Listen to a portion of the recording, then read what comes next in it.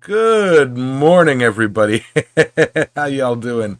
First in, we've got Shane Lalone, followed by John Burnell, Mr. Pekka, Transcendental Artist Studios, Ben Toombs, Bortkov, and the chickens, of course. All you lurkers out there, how y'all doing? I know you're there. Say hi, smoosh that like button, and all that fun stuff. Uh, got a small Stephen Parsons. What's up?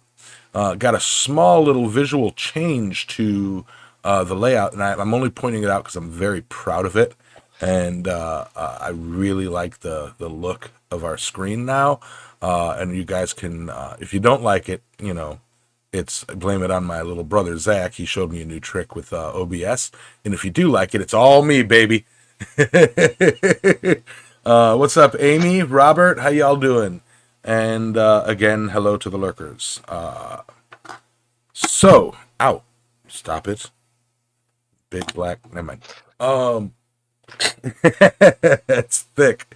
Uh, so, I suppose we move on to our um, how is your week situation going on here?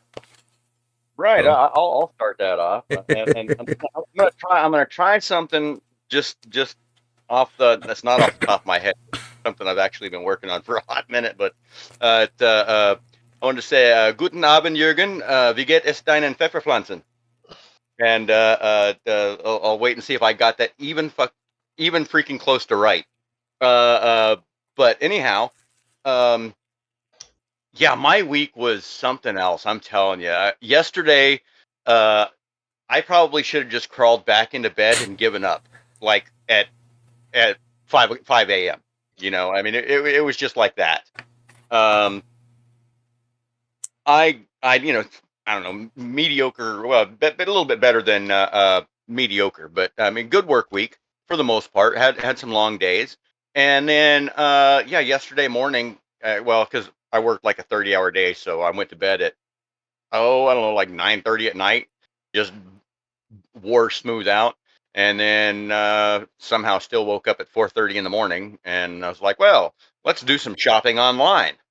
And I did that. I mean, like buying the stuff that's in my well, you can't see it now because I changed the background, but I bought the air conditioner and the uh, futon and a piece of OSB for the floor and a couple other things. Anyways, well, I bought the futon. I bought everything online so I could just drive to San Angelo, pick it up, and you know, no worries, right? Well, I'm at the first place I go is in the morning. After I ordered all this stuff, I went to Walmart there in Midland, and I picked up a couple things. I picked up a throw rug for the floor and just like this shirt and a couple other things. And I go to checkout at 6 a.m. Like there's five people in the store. It's wonderful that there's nobody there. And yeah, my card is declined. I'm like, are you freaking kidding me? I call USAA and get it all straightened out. Well, Walmart had canceled my online order because it was suspicious activity, and they just canceled my order for no reason. I'm like, okay, so I had to log back onto Walmart.com. They changed my password. I had to change it again, and you do the whole verification thing multiple times. So send me a verification code 3 times, and it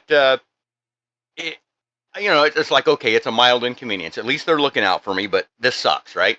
And then so I get home or back to Midland or to work in Midland, and I reorder the futon and don't think anything of it. And I drive to San Angelo. First place I go is Lowe's. I pick, because I want to. Everything's gonna stack, right? So the first thing I do is go to Lowe's and I pick up the air conditioner and the the sheet of OSB on the bottom, and then my cooler and the air conditioner on top of that, and then the futon will slide in right next to it. All right. So then I go to Walmart. I pull up to the loading area for online orders, and they're like, "Oh, what's the order?" And Soul and Alexis, and they're like, "Okay, no, could it be under another name?" And I'm like, "No." And then yeah, Walmart canceled my order again for suspicious activity. Same thing, canceled my freaking password, had to reset it all, get the verification checks 3 times, and I'm wanting to crawl through the phone and freaking strangle somebody because yeah, and then so now I have to go inside, find the tea cart, find the dang futon, load it up myself, and carry it out. I was so pissed. Yeah, I was so out of sorts yesterday, and yeah, I'm not. That's exactly right. I'm not Walmart people. Well, okay, I am kind of Walmart people, but I mean, I don't like going in there.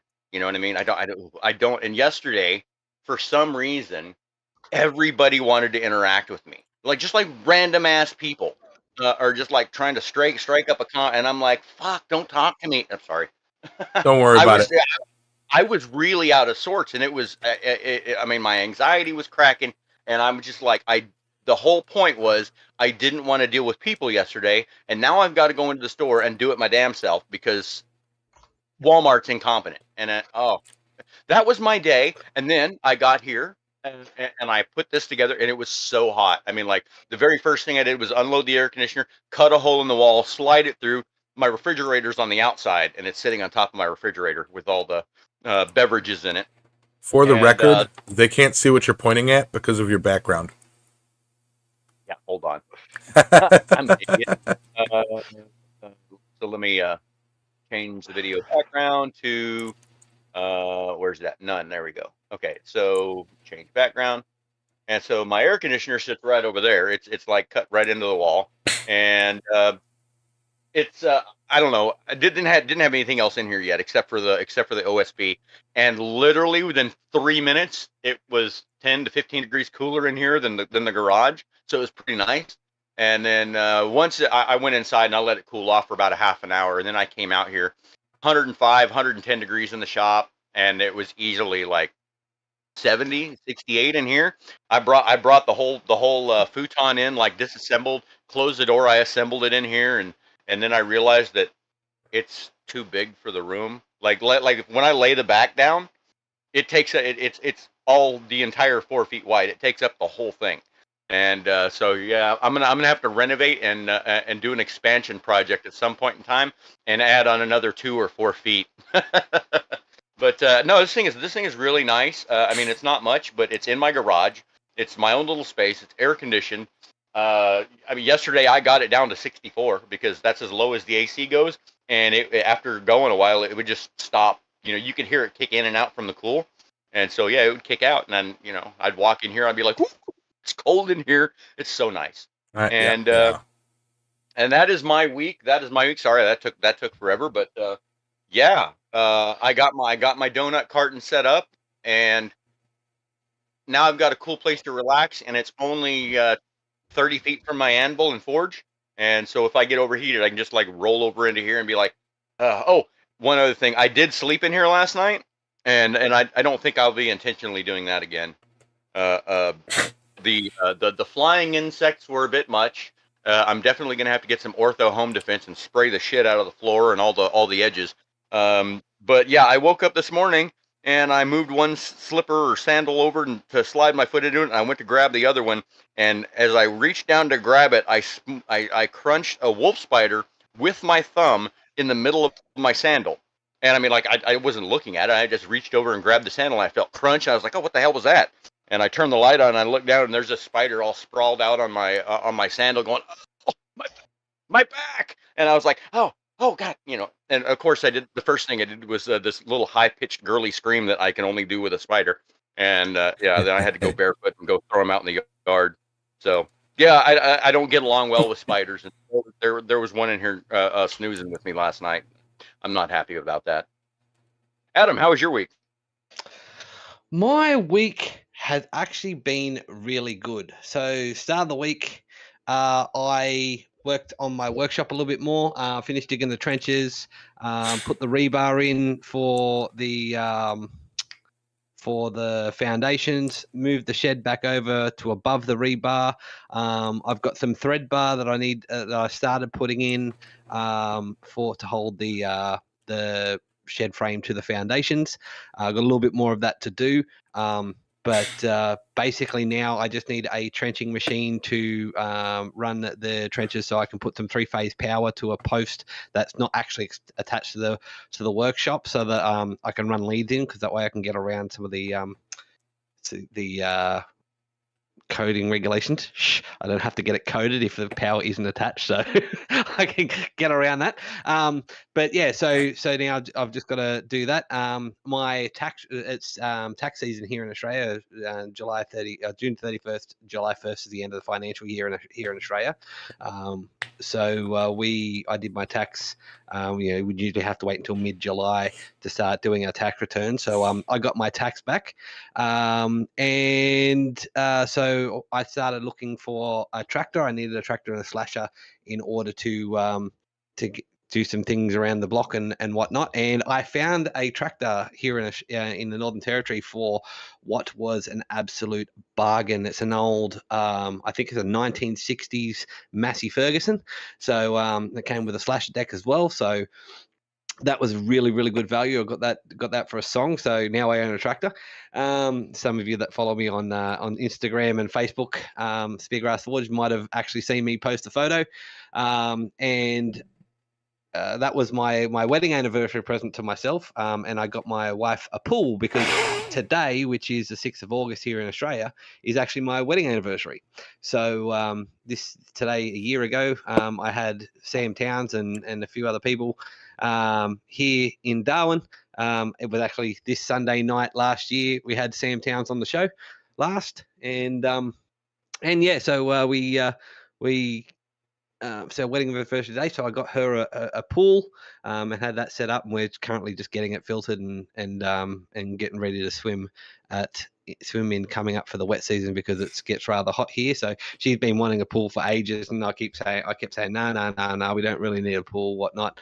And then one came up with for the right price, and so I was like, I can't really pass that up. It's an absolute bargain, so I grabbed that for her. So and as you can see, I'm the view of my office, my live streaming area is slightly different. This week I also rearranged everything, so I've got all my blacksmithing books in a bookshelf just here. The bookshelf you can see is all my non-fiction and also all my fiction and my wife's books.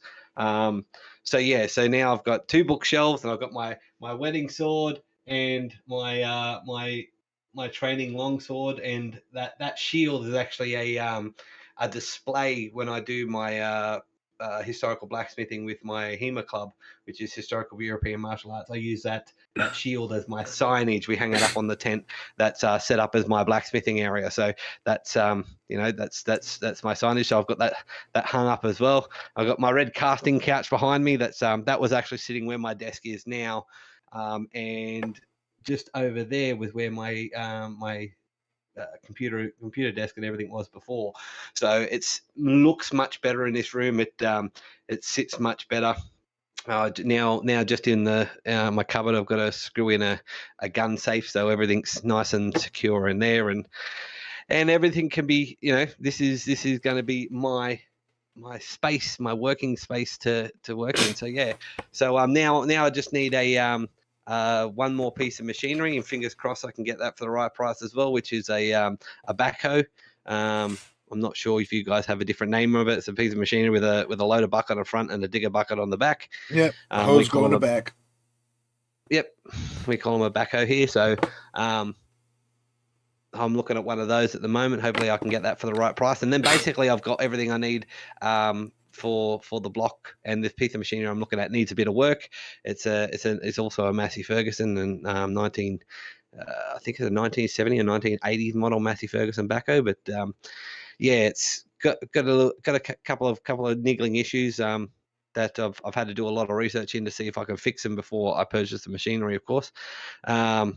But yeah, so that's been my week. It's been a really good week tonight. Like I said, it's my wedding anniversary, so I went out for a lovely meal with the wife. She's in bed now, but because of course it's 11:45 here, near on midnight. But yeah, really good time today this week. So yeah, thanks for all the anniversary wishes. We've had a really good year, and hopefully, touch wood, here's to many more. Mm-hmm. Yeah, in the States we call backhoes, we actually call them diggly wigglies because when you're digging they wiggle. So that's, that's what we call them here, diggly wigglies. Yep. Just so you know. Sure. Okay. Yep. So if you're here in the Like States and you head down need the to, right you're, reach you're looking to buy one, you got to go up and in a straight face ask the dealer, hey, can I get a diggly wiggly? And he'll know exactly what you're talking You can about. do better than What? that. Come on, Yames, you can do better than that. Yeah, the Diggly Wiggly's a little bit lame there, dude. You could have. I I know you can come up with better than that. I swear that's what I thought you like. I don't know what y'all call them. It's the front loader on the side and the backhoe on the back. We call them diggly wigglies here in Australia. Nobody would bat an eye. Nobody would bat an eye. Like y'all call them the whippersnippers and shut up, John. So I had all kinds of things running through my head. And Diggly Wiggly wasn't one of them. But like I was trying to figure something that rhyme with like the way that like the way Adam says digger, like digger, and I'm like no, that's no definitely no. definitely not gonna work. So you see where I went with diggly wiggly. I knew you were pulling the. No, I'm not. Ask out of whippersnipper, right? Because the We were pre-stream conversation about the weed eater or whatever you call them, weed whacker. weed whacker. That's it. Yeah, and how and you went, you whippersnipper for you. Yeah, but we're in the position that we both know what a whippersnipper is, whereas most other people would be like, what? What? Are you talking about a kid, a little whippersnapper, Yeah. A little whippersnapper, come over, get off my lawn. Yeah. So, moving on to my week. Moving along with jobs, I'm actually for a change ahead of schedule on a lot of jobs, so it's like a lot of the pressure is off. However, it's this different kind of pressure to, out of pride, stay ahead of these jobs. I'd like to finish, everything I can possibly do so that I'm waiting on them, even though that's a rough position to be in myself. Anyway, so with work, that's that. I do hope to be back in the shop tonight at 6 p.m. For a show. I do miss it. It has started to cool off a little bit. However, looking at we've had a cold snap here, a cold front come through, and it brought us from the, upper 90s down to the upper 80s. So, tonight though, like around 9 or 10, it's supposed to start warming up again. And then Monday, Tuesday is supposed to be upper 90s, triple digits. Is that this weekend, John? No, that's not. That's 2 weekends from now. Apparently my birthday is coming up. Everybody keeps saying that. 10, 12 days or something like that. I don't know. Somebody else do the math. Yes. Huh? I could not hear you. Okay, that's fine. Okay. You made a joke at my expense. Yeah. Yes. When they're all laughing at you, but the joke is still funny.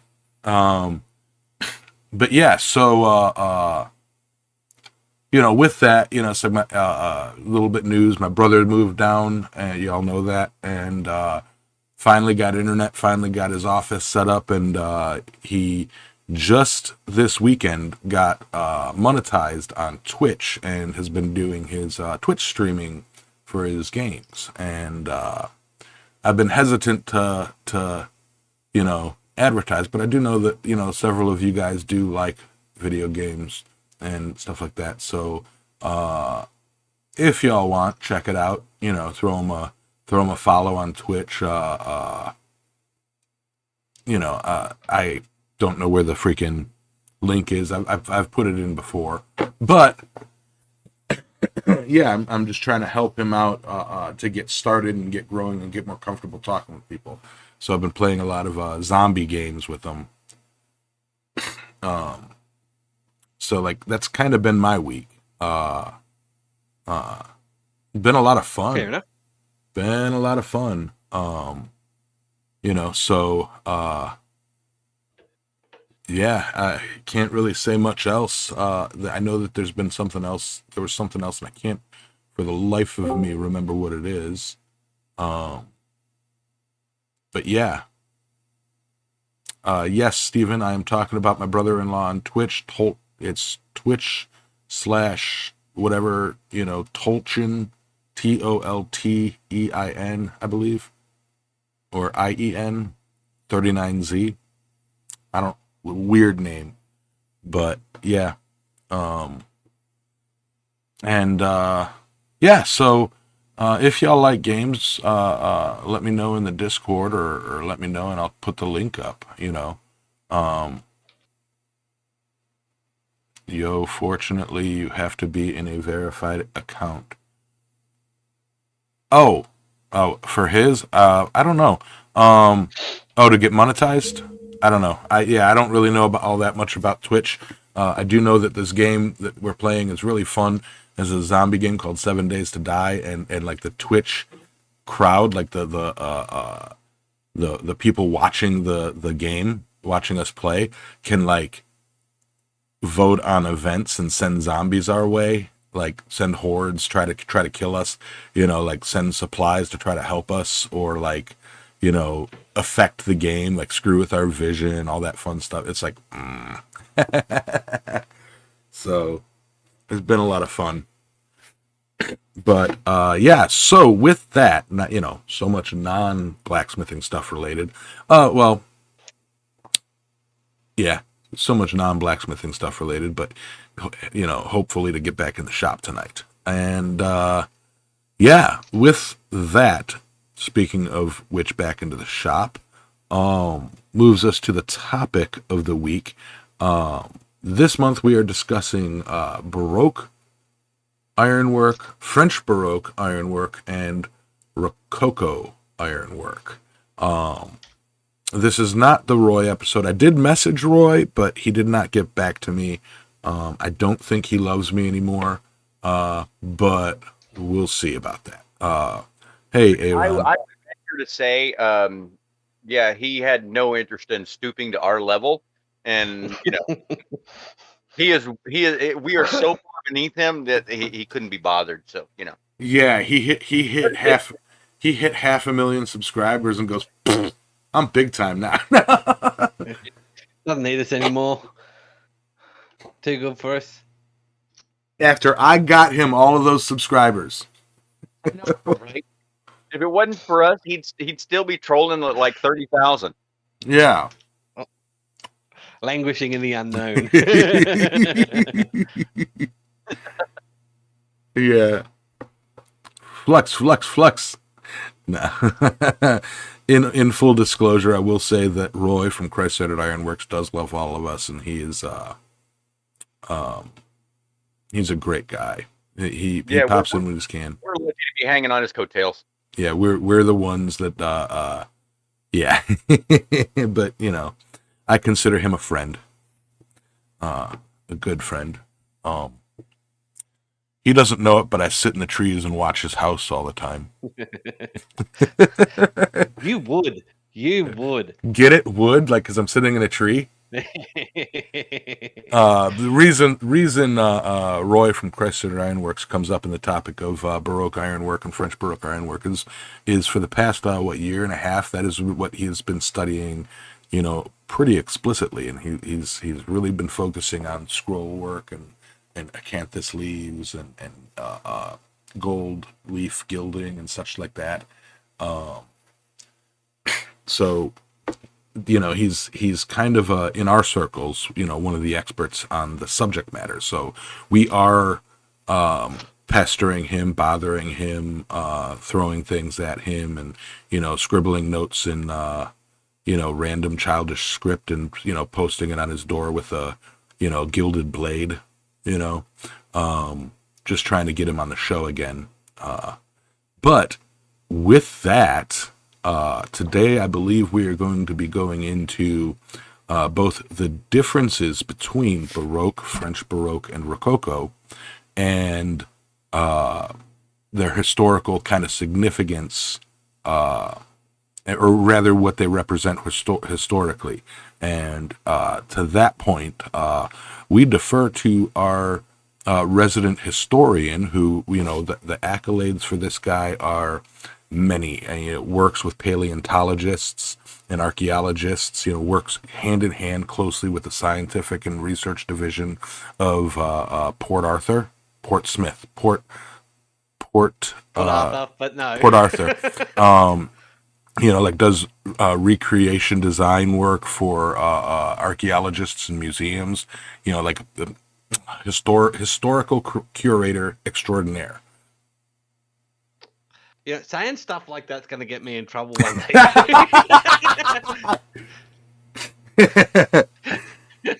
Like, so Anyway, I hear you know things. Particularly when we get someone like an actual historian or architect or something on the podcast to discuss something, right? You going off like that is going to get me in so much trouble. I'm gonna have this expert we're gonna have, and I'm gonna like, dude, like he's joking. I don't think that highly of myself. Come on. Okay, so going into the topic, we're talking Baroque, French Baroque, and Rococo. Now, there is a specific reason why I talk about those. We talk about those three distinctions is because whilst they are all related and they're all closely related, but there has to be a distinction between the three, and we'll get into that the reason why.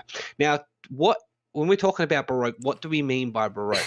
So Baroque art and therefore Baroque ironwork emerged around the year 1600 in the 17th century. About 70 years after the end of what is the early Renaissance in France and high Renaissance period in Italy. It's said to have lasted about 150 years, during which time many renowned artists and ironworkers emerged. And it's thought that the term Baroque is emerged from the Italian word Barocco, which was used by medieval philosophers to refer to obstacle in schematic logic. Baroque later became a term for any contorted idea or complex thought process. So the term Baroque literally refers to being convoluted or complex. Now, as we look at Baroque ironwork, we all know it's very, very flamboyant. It's very busy. It has a lot of, a lot of scrolls, a lot of acanthus leaves, a lot of flowers. But particularly, Baroque art arose particularly during the rise of Protestantism in the Catholic Church, and Baroque art was harnessed and developed by the Catholic Church in order to counter that, to give Catholics a sense of awe and inspiration with their artwork and ironwork, and of course in the construction of their buildings and stuff like that, in order to allow them to connect with God a little bit better. Now, in Baroque ironwork, we particularly, also in Baroque art in general, we find a lot of religious references. So you will see a lot of ironwork, a lot of ironwork. You'll see a lot of references to crosses. You'll see hearts, flaming swords, but basically any common religious or historical religious depiction in art towards religion, Catholicism, the mightiness of God. Religion was a central part to the Baroque movement in general. Now, moving on from that, I'm going to skip forward a bit because we have to in order to understand the rest. So if we skip forward a couple 150 odd years, we get to Rococo. So at the turn of the 18th century, what period they called the Enlightenment, between 1700 and 1780, was when Rococo as an art form really emerged. Now, it's what's basically what developed from goals of rational humanity, knowledge, freedom, happiness, the pursuit of all those. Now, as opposed to the political and religious philosophy of Baroque, Rococo was more secular. Rococo is believed to come from the base words for shell and muscle in French. I'm not exactly sure what they are. I forgot to include that in my research. But that's the reason why Rococo has a lot more reference to nautical themes. However, another difference is between whilst Rococo is also very flamboyant, very flowy, and stuff like that, it started focusing on different aspects of the art, whereas Baroque was very convoluted. Rococo was a little bit more relaxed and focused more. Brought more focus to the space of things between, an example I used when explaining this to Yamez was, you might see a mussel and you'll have an acanthus leaf that might represent a wave. Now, this and in the scroll work and stuff like that that's surrounding it, the acanthus leaf would emphasize the space being the sky between the land and the earth, for example. And so you'll still see a lot of gilding and whatnot on Rococo pieces, but that emphasis of space and the lack of religious symbolism and political state symbolism, it was more secular, more focused on individuals. You have a lot more art and romance and nature and notions of freedom and space in Rococo than what you do in Baroque. Now, the reason why I explain those two versions first is because French Baroque is unique. It developed alongside Baroque, but developed much more like Rococo. You could say that Rococo developed from French Baroque, and then the artists along the world took a longer time to pick it up. Now, French Baroque still harnesses some of that religious symbolism and state symbolism that Baroque is known for. However, it also focuses a lot more on secular and ideas of freedom and stuff like that, and particularly considering that during the Enlightened period in France is when French Baroque was really popular.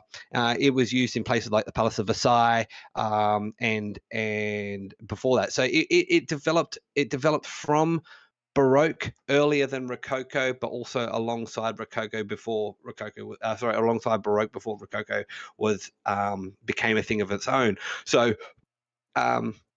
In French Baroque, you will see a lot more acanthus leaf, more emphasis on space. You'll see some of those ideas of religious symbolism, but you'll also see love and romance. You'll see excessive use of gilding. It's very busy, and you kind of see that meeting place of state, church, and individual when it comes to French Baroque. So French Baroque, and in studying this, I really got a sense of why Roy likes French Baroque, because it's that perfect balance between being able to utilize the space, but really express an artistic idea. Baroque was very busy. Rococo was a little bit more minimalist, and I believe French Baroque, depending on how extreme or how accurate you're trying to be to the period, really expresses that healthy balance between the two. As a lot of people know, I'm not exactly a religious person, but the study of this and the study of the parallels, particularly with Baroque, the study of the parallels between, the Baroque movement and it getting more and more and more and more extreme as the Protestant Reformation occurred.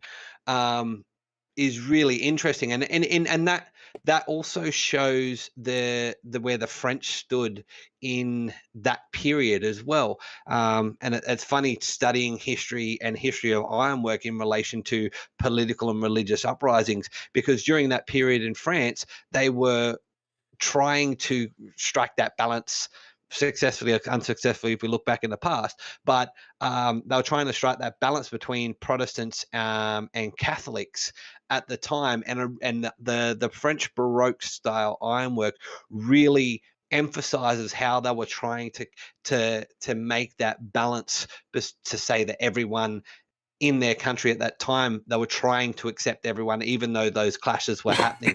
So it's really interesting and it's really beautiful. Now, a lot of people are aware that, particularly these three styles have a lot of gilding. And I do mean a lot.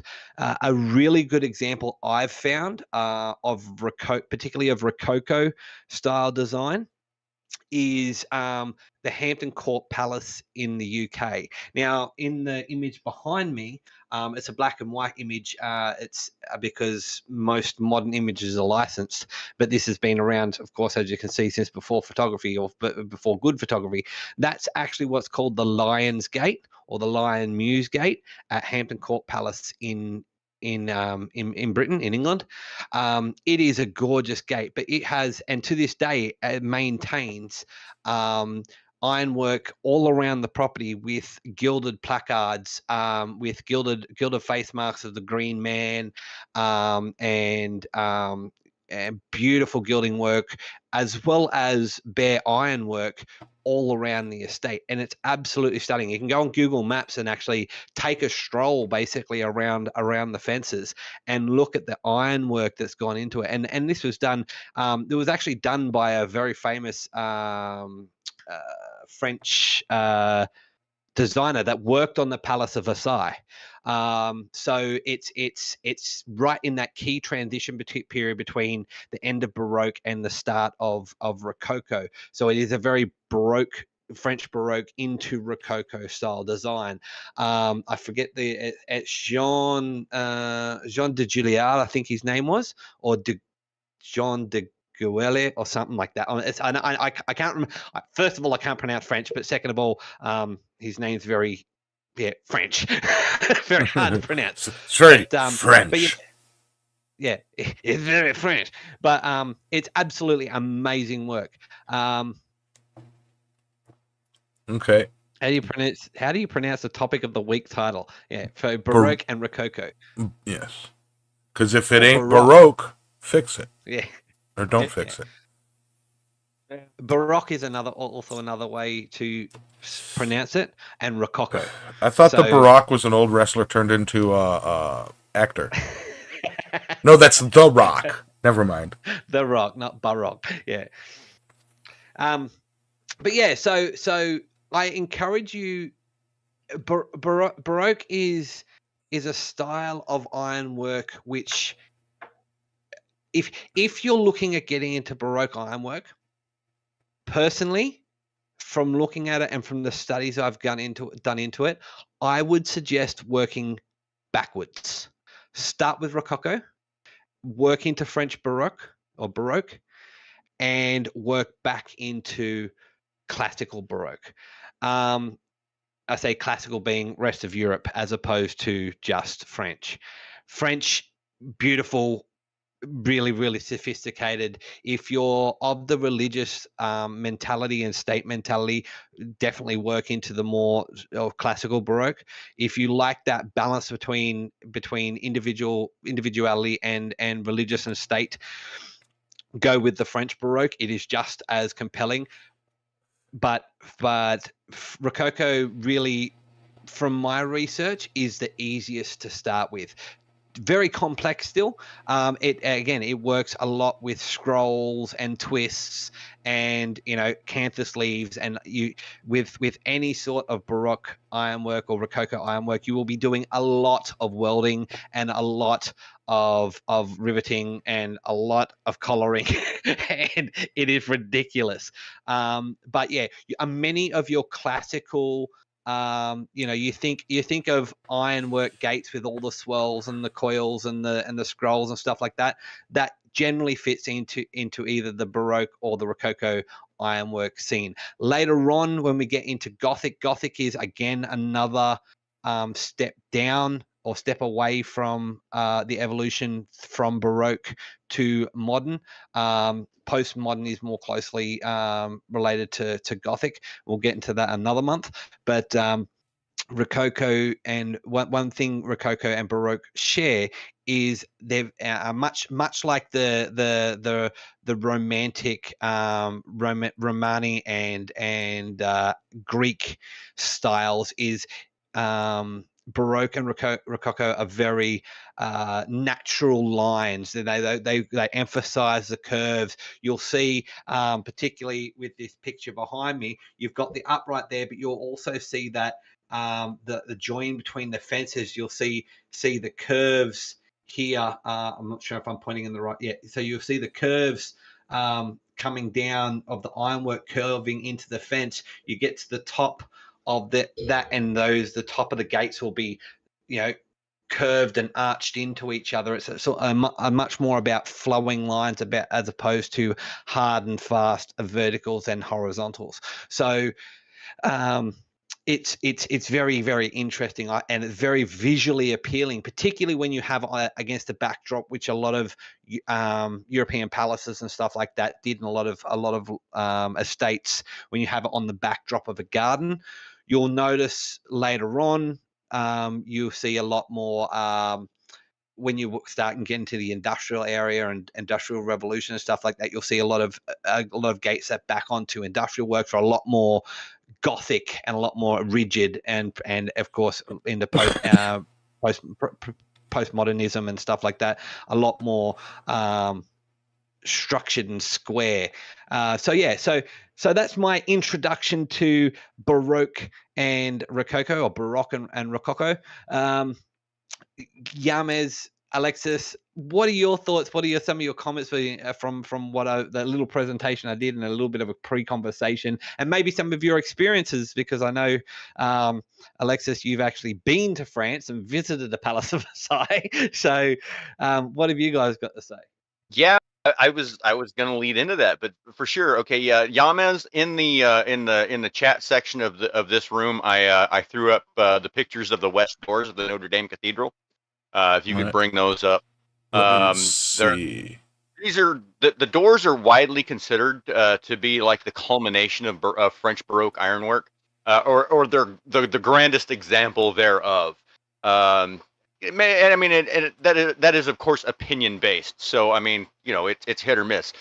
Some people think it's the greatest example of that ironwork that remains today, and other people are like, it's just a bunch of repeating scrolls. So I mean, but it is an opinion based observation. However, I regret seriously that when I visited the Palace of Versailles and the Notre Dame Cathedral, I had no appreciation for the ironwork at the time. I really didn't. And honestly, I mean, like it was overcast and misting the whole time I was there. I was there for New Year's Eve, so I was there for December 30th, 31st, and January 1st, 1995, 1996.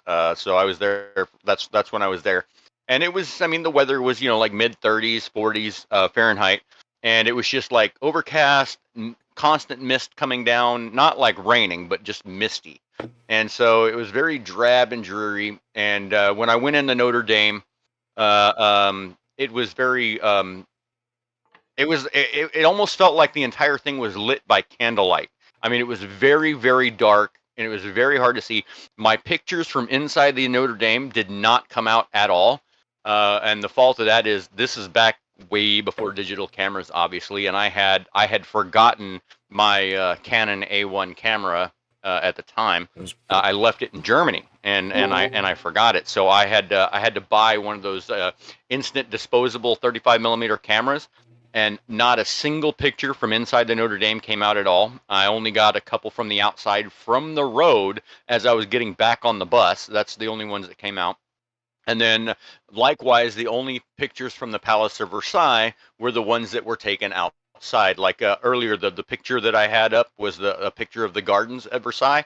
I actually have the exact same picture, give or take, which is taken from a balcony inside the palace when you're on the tour and overlooking the garden. And I have the same picture, only in the one that I had as my background earlier, it was nice and sunny and bright and all that, and in mine it was all drab and dreary and yeah.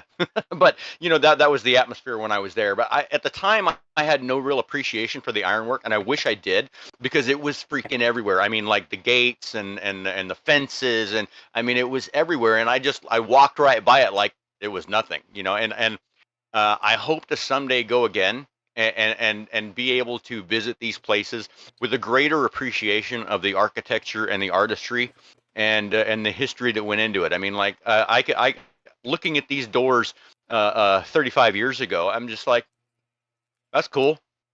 I mean, like, for all I know, they could have gone down and bought them at Home Depot. I mean, like, I didn't know, but now I would look at those doors and just like, I could literally spend an hour standing in front of those, looking at every little scroll and leaf and bird and everything else, and be like, "Man." And something I read earlier talked a lot about how in the French Baroque style, they typically they preferred and to do most of the work cold, and so they adapted styles to do all this work cold. And especially in like door hardware, like the escutcheons and locks and door handles and stuff like that, they prefer to do it all cold, for whatever reason. And I guess maybe it's has to do with the exquisite finish left behind when you never have to heat it up, whatever. I don't know, but yeah, that's all I got really. I mean, like I don't know a whole lot about Baroque other than what it looks like. And contrary to popular belief, it is not the ironwork you do when you're broke, or the ironwork that you buy when you're broke. So No, reproductive Baroque ironwork is very expensive. Even some of the masters in Europe that work on, this like the guys that are working on the Notre Dame Cathedral, are getting paid big money because this is highly specialized work. The fact that Roy also specializes in it, particularly as someone in the US, it's a very, very artistic and very, very masterful style. And we all know he's working on his Masterpiece. his masterpiece, and I really, really look forward to seeing if he does French Baroque for it, because it's going to be awesome. And I mean that in the truest sense of the word, awesome Full being of awe-inspiring and amazing. It's going to be awesome. And I really look forward to it, because to pull off Baroque, and French Baroque specifically, but to pull off Baroque is to be putting yourself in the shoes of those masters back in the 16th, 17th, 18th centuries that did this, and they were employed by kings and lords, and they were expected to do the best work. And whilst Yamis is having a little bit of chat about this in a second, I'll actually go and look for that, the name of that designer that worked on it, because he worked on the Palace of Versailles and then worked on the Hampton Court Palace. And you can actually still buy his designs. Not all of his designs were, and Roy's spoken about him before, but not all of his designs were actually worked on, were completed. So his designs are still, for gates and stuff like that, are still out there. So I'll grab that information and put it into the chat. So Yamis, you go ahead. I'll shut up now. All right. Yeah. My contribution, if you can call it that, would be to, like touching on what Alexis was saying about, when she went to Notre Dame and Palace of Versailles, before getting into blacksmithing, and not, I wouldn't say not being able to appreciate the craft that goes into it, but like not recognizing it because you haven't been there. You haven't done it yet. I had a similar but different situation, and I believe now you guys know me, I am not a professional architectural design looking and be like, oh, that's this, you know. But when I was living in Memphis, I did a lot of visiting, you know, a lot of hanging out down by Beale Street, and just a few blocks away from Beale Street is like the historical district with a lot of historical houses and a lot of that gate work and fence work. I have somewhere deep in the files pictures of some of the stuff. I couldn't tell you if it was Baroque or if it was, you know, something else or Victorian, but it was, I remember scrolls, finials, leaves, you know, they'd forge out sunflowers and have them be the rivets, you know. It's like being from construction, I was looking more at the woodwork and you know the utilities of the place, and it was like, and I do remember looking at the ironwork and thinking to myself, you know, man, can you believe this was all handmade? That's amazing, you know. Jean Tougeau, cool. But yeah, it was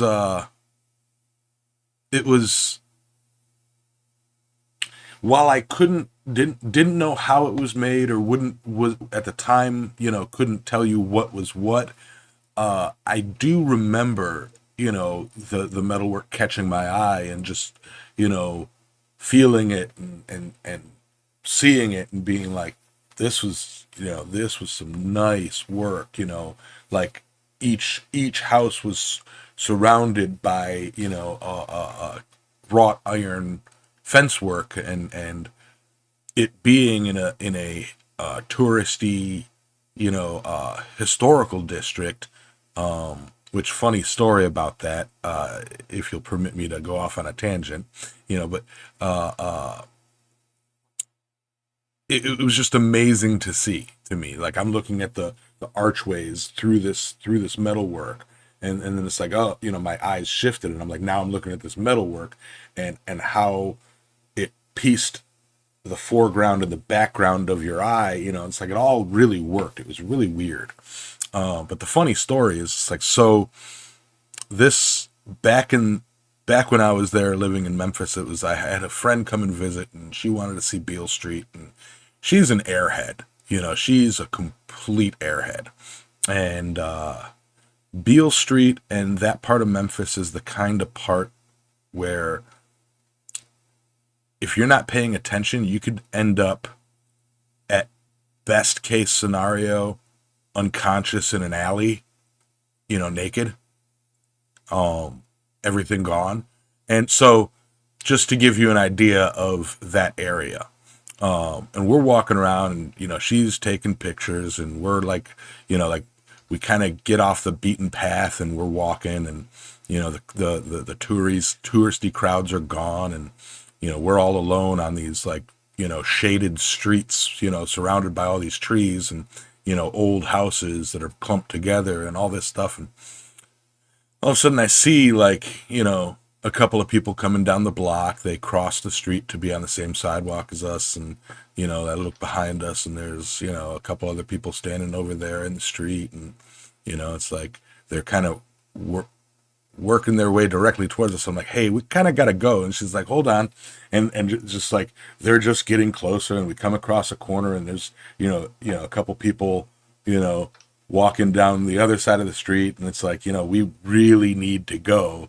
And she's like, no, this is really cool. It's like, hold on. She's reading plaques and taking pictures. And I just grab her, and it's like, hairy situation. So, you know, got to keep your head on a swivel when you're looking at ironwork, because, you know, it's so distracting, because it's so beautiful that you can get, you know, in some trouble depending on where you're at. So, random tangent, you know, my experience in Blacksmithing tourism. Yeah. So that picture that I put behind me is a panel from the Hampton Court Palace. It was a work designed by Jean Tijoux. And that's from Wikipedia, of course. The credit for the photo goes to Manville, used in conjunction with, it's public domain, but used in conjunction with fair use, of course. But just to show you, that is in the French Baroque style. So that is, as you can see, it is very, very gilded. But also, has a lot of acanthus leaves, sunflowers, flowers in general. The masks in the center. You've got the crown decoration on the top, which of course represents the British monarchy. This was a palace after all. A lot of chase work in there as well, but it also makes use of the it's grey now, but what would have been blackened iron to juxtapose the gilding, the yellow gilding of the flowers and the acanthus and whatnot. So I find it absolutely stunning. And of course, as you can see, it's all either riveted, fire welded or collared in place, which is absolutely amazing and highly detailed. Not as detailed as the Notre Dame Cathedral door, but yeah, still absolutely amazing. Yeah. Honestly, I don't want to go too deep into it, because I do hope that Christ-Centered Ironworks can join us and give his perspective on this topic, in the next coming episodes. So I don't want to go too deep into it. Just wanted to bring kind of an introduction, like we said. So with that, there's tons of stuff that we can talk about, techniques and this and that, and I'm sure there's more history to go into. But yeah, let's call that a topic and move on to our final thoughts, if that's okay with my glorious co-hosts. That is absolutely fine by me. Yeah. Just before we get onto that, the book of designs from Jean Tijoux was called A New Book of Drawings, invented and designed by Jean Tijoux. And book, of course, is spelt Booke. It is an old book. A lot of it would be is on another title for it in French is Nouveau Lieu de Designs, Inventé et Designé de Jean Tijoux. So screen capture that, whatever, get the name out of it. It's all mainly basically railings, balustrades, and gates and fencing. There are a couple of copies of the book around the world. One is in Metropolitan Museum of Art. Of Australian National Library actually has one as well. So the Victoria Museum in the UK. You can look for the images online for a little bit of inspiration.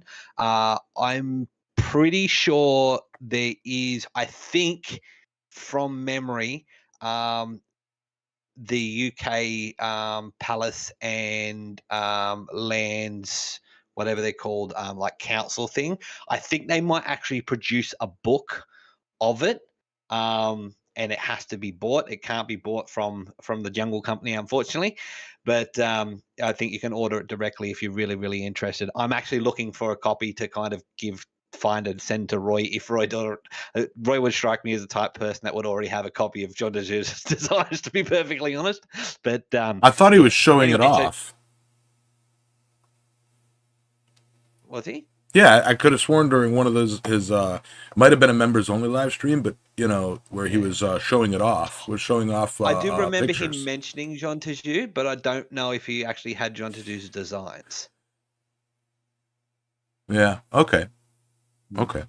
Anyway. Yeah. Who wants to go first for final thoughts? I thought that was your final thought. Yeah, okay, that's okay, yeah. That to be fair, that kind of was my final thoughts. To be fair.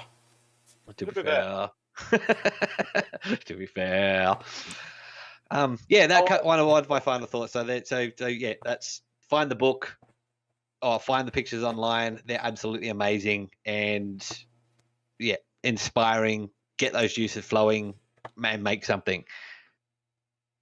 Alexis, Yeah. So I'd like to just kind of make mention of, if you have the means and ability to visit some of this architecture that's maybe in your area, or relatively nearby, don't pass up the opportunity to do so. Whether it's French Baroque or Rococo or just Baroque in general, this stuff is really something else to see in person. Um, which I have not. Well, I mean, I have, but I didn't recognize it. You know what I mean? I'm going to kick myself in the butt for a good while on that, because I imagine it's going to be a great many years before I ever get back to a chance to see this, if I do at all. I mean, let's be honest. I'm getting kind of old, and the days of just waking up in the morning and going, kind of bored today. I think I'm going to fly to Paris. Yeah, that doesn't happen as much as it used. Well, okay, that never really happened like that. It wasn't a fly to Paris. It's like, let's just drive to Paris and see what's up, or hey, let's go to Rome. When you live in Europe, you can do that. Being all the way over here, it's like, well, I live in the middle of Texas. It's like, it's 4 hours of civilization in any direction. I think I'll just stay here. But yeah, no, if you get a chance or if you have the opportunity to check these places out, like like the Palace of Versailles or the Notre Dame Cathedral, they're amazing, breathtaking examples of architecture and artistry being use your words, artistry being a snapshot in time. You can almost look at it and feel what the person was feeling when they made it. So don't ever pass up an opportunity like that if it knocks on your door or whatever. I don't know. Y'all have a great week. Get out there in the shop, make something inspired, and